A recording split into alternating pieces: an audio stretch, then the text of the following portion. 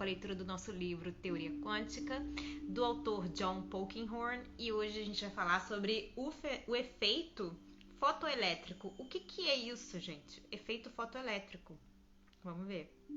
Bom, o próximo avanço foi feito por um jovem com tempo de sobra enquanto trabalhava como especialista técnico de terceira classe no escritório de patentes em Berna. Seu nome era Albert Einstein. Em 1905, o annus mirabilis de Einstein, ele fez 3 descobertas fundamentais. Uma delas acabou sendo o próximo passo no desdobramento da história da teoria quântica. Einstein pensou sobre as propriedades enigmáticas que vieram à tona com as investigações sobre o efeito fotoelétrico.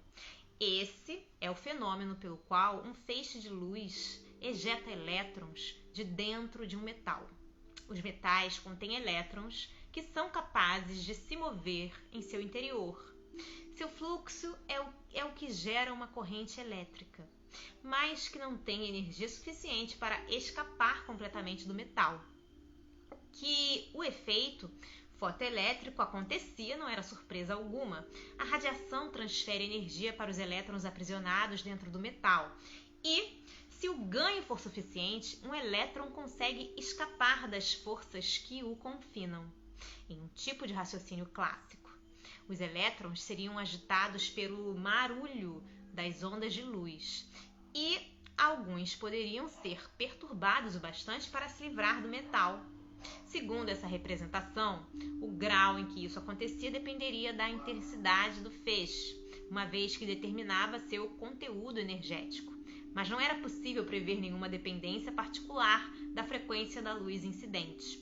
Na prática, os experimentos mostravam um comportamento exatamente oposto. Abaixo de uma determinada frequência crítica, não havia emissão de elétrons, por mais intenso que o feixe fosse. Acima dessa frequência, mesmo um feixe fraco poderia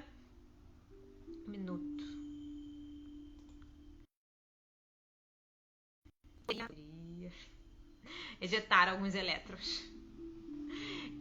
Einstein viu esse comportamento intrigante tornar-se instantaneamente inteligível. Se o feixe de luz fosse considerado uma corrente de quanta persistente, um elétron seria ejetado porque um desses quanta colidira com ele, abrindo mão de toda a sua energia. A quantidade de energia nesse quantum, segundo Planck, era diretamente proporcional à frequência. Se a frequência fosse baixa demais, não haveria energia transferida em uma colisão para permitir que o elétron escapasse. Por outro lado, se a frequência excedesse um determinado valor crítico, haveria energia suficiente para que o elétron conseguisse escapar. A intensidade do feixe simplesmente determinava quanta ele continha e, portanto, quantos elétrons estavam envolvidos em colisões e eram ejetados. O aumento da intensidade não poderia alterar a energia transferida em uma única colisão, levando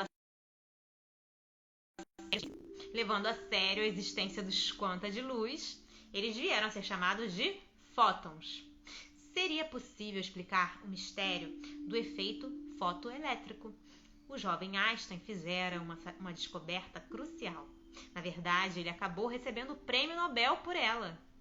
A Academia Sueca presumivelmente considerou suas outras 2 grandes descobertas de 1905, a relatividade especial e uma demonstração convincente da realidade das moléculas, ainda especulativas demais para ser recompensado de tal forma.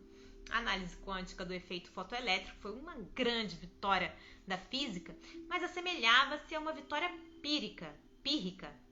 O tema agora passava por uma grave crise. Como todas aquelas brilhantes percepções do século XIX sobre a natureza ondulatória da luz seriam conciliadas com essas novas ideias. Afinal, uma onda é algo espalhado, suspenso, enquanto um quantum é semelhante a uma partícula, um tipo de projétil pequeno. Como seria possível que as duas fossem verdadeiras? Durante muito tempo, os físicos simplesmente tiveram de viver com o paradoxo desconfortável da natureza onda-partícula da luz. não teria havido progresso na tentativa de negar as descobertas de Jung e Maxwell, ou de Planck e Einstein. As pessoas tinham de que se agarrar à experiência com a ponta dos dedos intelectuais, mesmo que não conseguissem compreendê-la.